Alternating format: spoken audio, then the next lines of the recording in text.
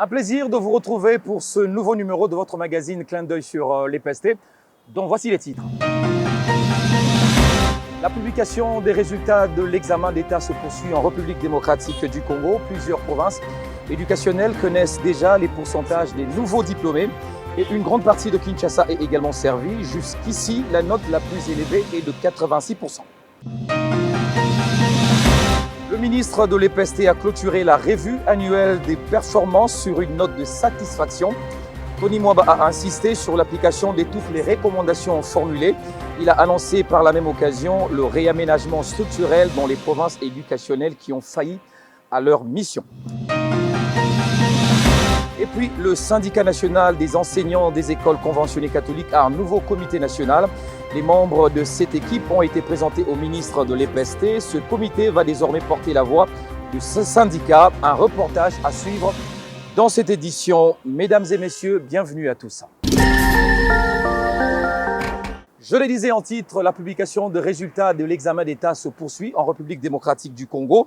Plusieurs provinces éducationnelles connaissent déjà le pourcentage des nouveaux diplômés.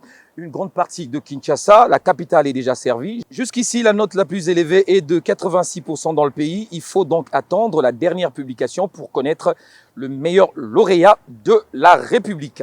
La revue annuelle des performances édition 2022 a été clôturée par le ministre de l'EPST, Tony Mwaba, qui a exprimé son satisfecit suite au déroulement de travaux. Tony Mwaba a insisté cependant sur la mise en pratique de toutes les recommandations qui ont été faites. Par la même occasion, il a annoncé le réaménagement structurel dans les provinces éducationnelles défaillantes jusqu'ici à la fin de la semaine.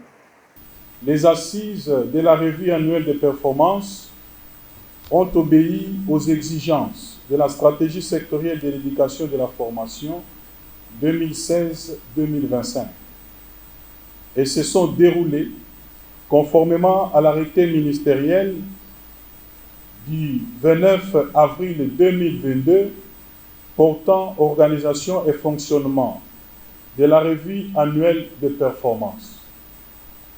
Désormais, il devra en être ainsi pour l'avenir, aussi bien au niveau de nos établissements d'enseignement, de nos sous-divisions, de nos directions provinciales, ainsi qu'au niveau de l'administration centrale de notre ministère. Les assises de la revue annuelle de performance deviennent ainsi, pour nous tous, une occasion privilégiée pour évaluer les chemins déjà parcourus et planifier les tâches qui nous restent à réaliser dans l'avenir. Je me réjouis aussi personnellement de constater que toutes vos recommandations vont dans le même sens que la vision de son Excellence, M. Félix Antoine Tshisekedi Tshilombo, président de la République et chef de l'État, celle de construire dans notre pays un système éducatif inclusif et de qualité qui permettra à notre pays de disposer, dans tous les domaines, d'une jeunesse active, instruite, pétrie de valeurs civiques et morales. Je profite de cette occasion pour féliciter Madame le secrétaire général et le comité technique qui a travaillé sous son autorité pour les préparatifs et le bon déroulement de ces assises. Chaque province éducationnelle, je parle des provinces du PROSEC, IPP, doit s'organiser au moins une fois le mois, faire des itinéraires, sortir de vos bureaux et travailler sur le terrain. Et lors de l'ouverture de la revue annuelle des performances édition 2022, le ministre de l'EPST, Tony Mwaba, a rappelé les objectifs de ces assises techniques qui réunissent chaque année les acteurs du sous-secteur. Le patron de l'EPST a souligné que ces travaux sont orientés vers les résultats. On l'écoute. Ces assises sont essentiellement techniques et orientées vers les résultats et poursuivent les missions ci-après. Évaluer la performance du sous-secteur de l'enseignement primaire, secondaire et technique, actualiser la carte scolaire, suivre et évaluer la mise en œuvre des réformes et valider la planification de l'année suivante. Mon vœu le plus ardent est de voir chacun des acteurs, des partenaires éducatifs, intérioriser cette nouvelle approche pour réaliser une revue annuelle des performances axée essentiellement sur les résultats. Il faut donc que désormais, les assises de la revue annuelle des performances nationales soient compris comme étant un véritable moteur de réflexion sur les grands problèmes de l'enseignement de l'heure dans notre pays. Dans le même ordre d'idées, il me revient que les rapports des assises antérieures ont formulé parfois une litanie de recommandations qui se sont avérées par la suite irréalisables, parce que simplement irréalistes. En cette matière précisément, je vous invite à vous contenter désormais d'un minimum de recommandations pertinentes, réalistes et réalisables. Et j'espère donc que les indications qui viennent d'être données permettront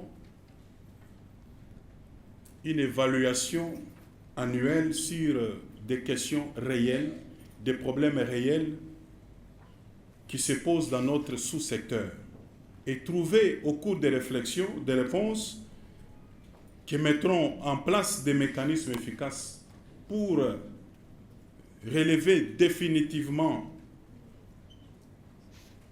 ces problèmes. C'est donc sur ces mots que je déclare ouvertes les assises de la revue annuelle des performances nationales 2022 auxquelles je souhaite plein succès et je vous remercie. La première table ronde des écoles privées agréées a vécu à Kinshasa. Le ministre de l'EPST qui a lancé ces assises a engagé les responsables des écoles privées agréées dans la lutte contre les antivaleurs pour un enseignement de qualité en République démocratique du Congo. Tony Mwaba a invité les acteurs de ces secteurs à mettre fin à toute forme de pratiques qui compromettent la scolarisation des enfants. Il a mentionné notamment la vente des chaises, des uniformes scolaires, des tables, des frais de confirmation, d'inscription et l'achat des briques. Pour le patron de l'EPST, cette table ronde est une occasion d'échanger sur le problème réel qui mine les acteurs du secteur privé en République démocratique du Congo. C'est ici le lieu, dans cette table ronde, d'amener l'école privée à être une école de qualité. Une école dirigée et conduite par celui ou ceux qui sont avant tout animés par l'esprit pédagogique, par le patriotisme, le goût d'aider les pays à avancer. Les établissements privés agréés sont des établissements scolaires.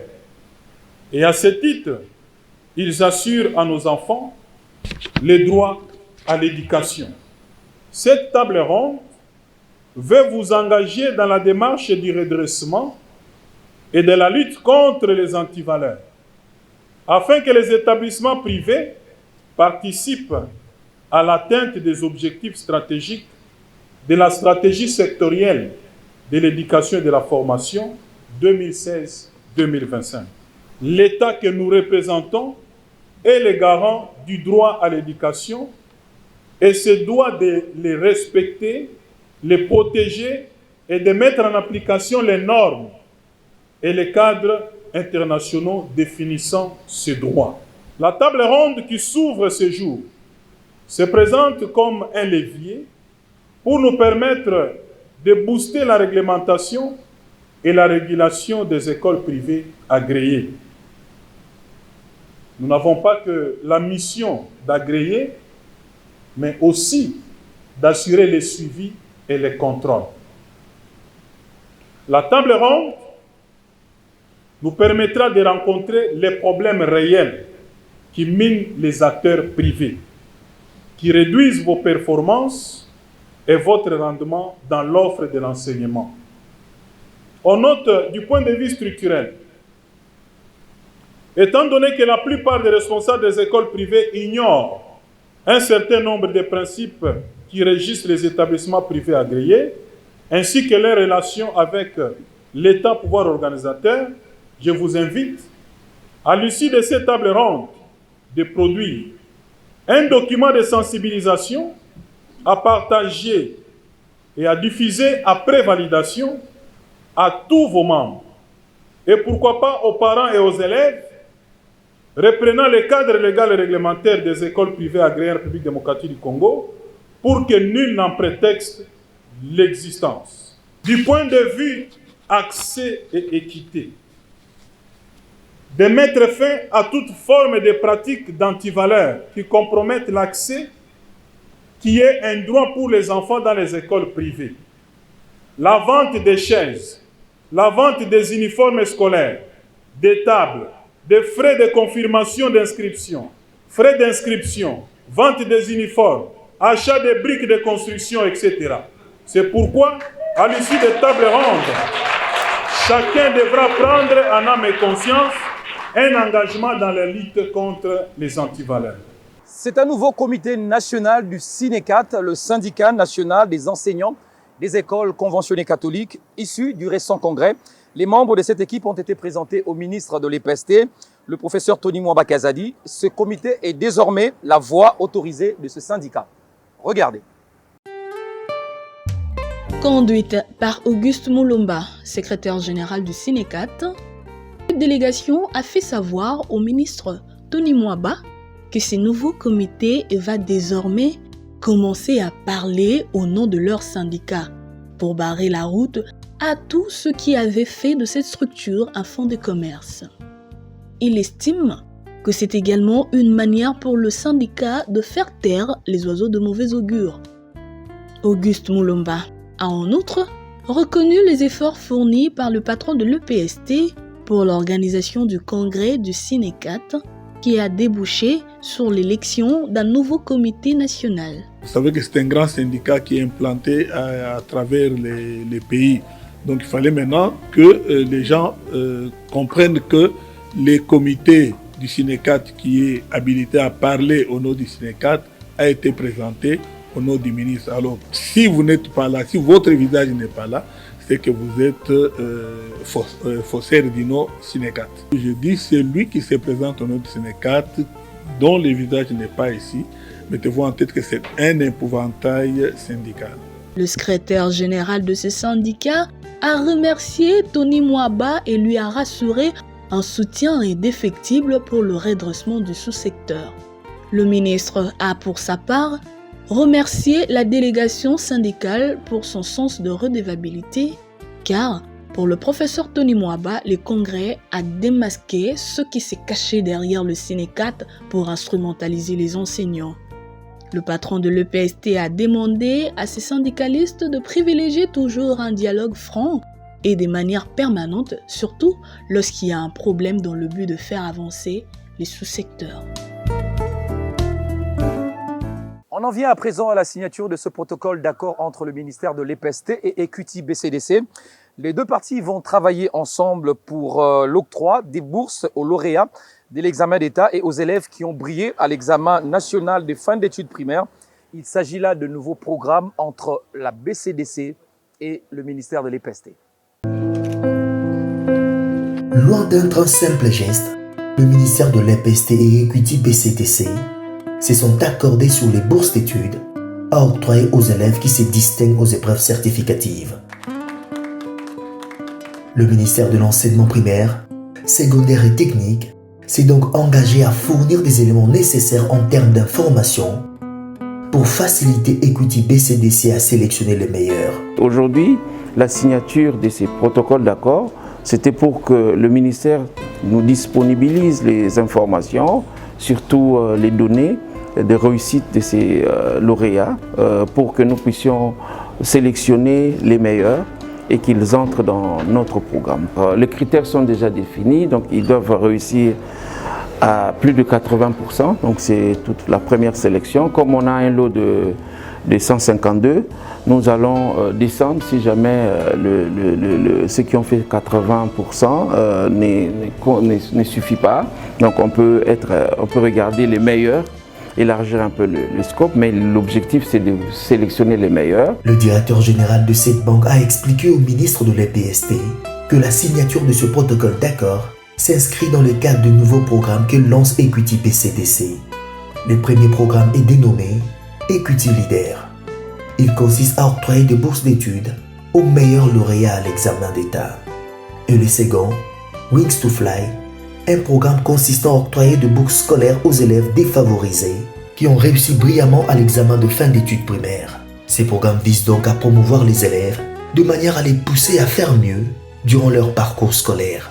Le professeur Tony Mwaba a salué cette initiative d'Equity BCDC et a promis tout son soutien. Que font tout le cadre de l'EPST envoyé en province? C'est une question légitime à laquelle s'est posé le ministre de l'EPST, Tony Mwaba. Le patron de l'EPST a pour ce faire effectué une tournée d'inspection dans 9 provinces. Question de recadrer, de corriger, mais également de donner une nouvelle ligne de conduite en vue de redresser le sous-secteur de l'éducation. Regardez.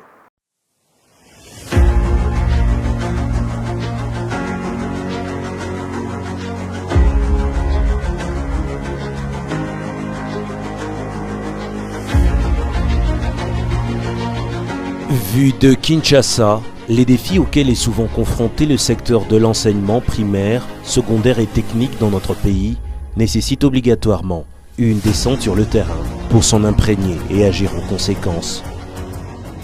Que font les cadres que nous envoyons en province? Ils font quoi? Chacun là où il est, il sait par quel canal il est passé, qui l'a recommandé, vous êtes là. Interrogation légitime.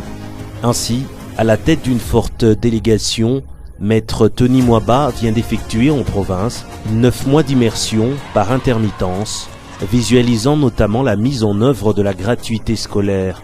Le ministre de l'EPST n'a pas eu tort d'effectuer un tel long périple. Ces séances nous ont permis, comme sous l'arbre à palabres, de pointer du doigt tout ce qu'il y a eu comme problème et de partager ou d'établir les responsabilités pour nous permettre d'atteindre, n'est-ce pas, les redressements.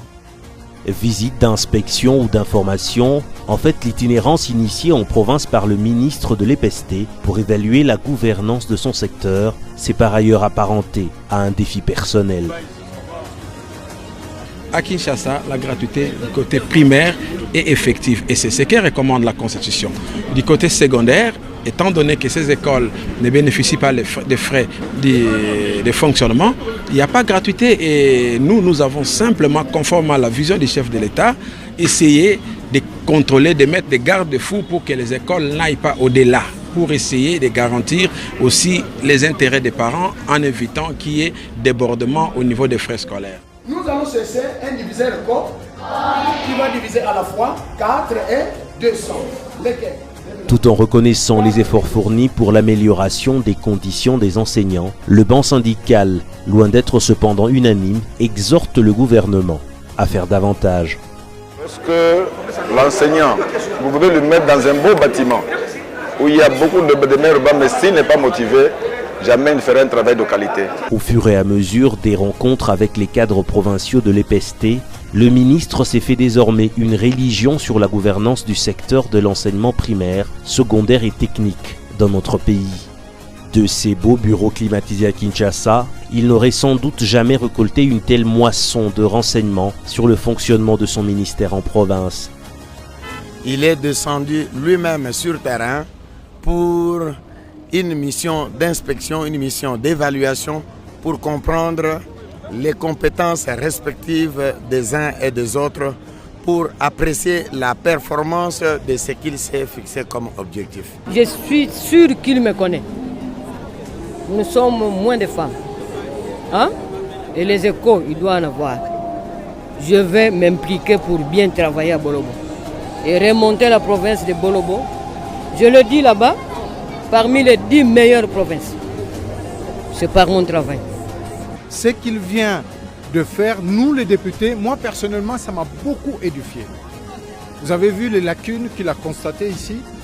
Dans son bureau climatisé à Kinshasa, il n'aurait pas pu prendre la mesure de ce qu'étaient ses représentants en province. Ça vraiment, j'apprécie beaucoup. C'est une très très bonne approche. L'itinérance initiée par le ministre de l'EPST a donc jeté un éclairage nouveau sur un secteur aussi stratégique pour le développement national, secteur qui n'a pas toujours bénéficié de la considération par rapport à son importance.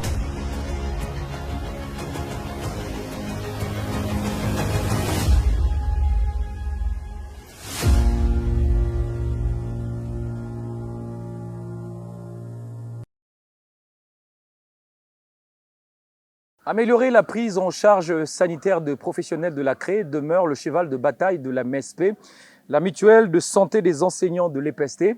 Cette structure s'étend dans les différentes provinces pour atteindre les enseignants de tout le coin de la République.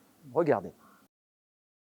La mutuelle de santé des enseignants de l'enseignement primaire, secondaire et technique, MESP-ASBL, est une organisation d'assurance santé créée par la volonté des enseignants à mutualiser leurs forces avec l'appui du gouvernement à travers le ministère de l'EPST en vue de garantir une prise en charge sanitaire en cas de maladie. La mutuelle de santé des enseignants de l'EPST a vu jour le 11-11-2011. Dans son histoire, est l'une des réponses des revendications des enseignants de l'EPST. Il s'est posé le problème de liquidité avec l'arrivée du ministre Tony-Mois Ba.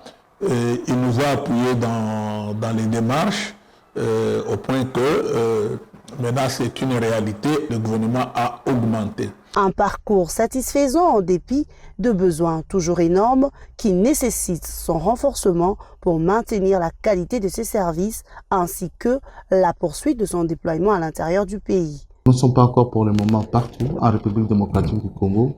Nous évoluons pas à pas dans le cas du déploiement en province, mais dans un déploiement, les aspects techniques, c'est 90% des tâches à réaliser. En effet, lorsqu'on va en province, on commence le déploiement dans les chefs-lieux de province. Il nous faut trouver un siège, les sièges dotés de locaux suffisants en nombre pour accueillir les différentes entités opérationnelles. Il faut équiper en mobilier ces locaux. Il faut aussi équiper les sièges en matériel informatique. Il faut recruter le personnel, former le personnel. L'objet premier de la mutualité, permettre aux bénéficiaires, les titulaires, les enseignants et leurs personnes en charge d'accéder aux soins de santé de qualité. La MESP-ASBL met en place une structure organisationnelle efficace. Toute personne qui est enseignante de l'EPST, qui est payée par la SECOP, a droit aux soins de la MESP. Dès lors que cette personne s'est identifiée à la MESP et il obtient sa carte, il a droit aux soins avec toutes les personnes à sa charge qui devraient présenter lors de l'enregistrement. Sur le plan pratique, c'est que tout enseignant qui tombe malade, il se trouve chez lui à la maison, il a sa carte MESP, il peut se présenter au centre de santé de l'affectation. Si le problème dépasse le niveau primaire, donc première ligne, on va amener les dossiers au niveau de l'hôpital général de référence. S'ils sont incapables, on amène les problèmes au niveau tertiaire. Donc ça peut partir de première ligne, deuxième ligne, troisième ligne, selon qu'on trouve la capacité de la prise en charge de tel ou tel autre cas. Le travail de la mutuelle est apprécié à sa juste valeur par les enseignants. Plus particulièrement, moi j'ai une femme qui est pour l'instant grosse et d'ailleurs presque à terme. Donc si ce n'était pas la MESP, je ne sais pas comment j'allais expliquer. 11 ans aujourd'hui, depuis sa création en 2011, elle est déjà opérationnelle dans 4 provinces, à savoir Kinshasa, Okatanga, Équateur et Mbuji-Mayi. Elle entend s'élancer incessamment dans la province de la Chopo, à Kisangani et à Chikapa dans le Kasaï. Voilà, c'est la fin de ce magazine. Vous étiez nombreux à le suivre à partir de Kinshasa et dans les provinces de la République démocratique du Congo. Merci de l'avoir fait. On se retrouve très prochainement pour un nouveau numéro.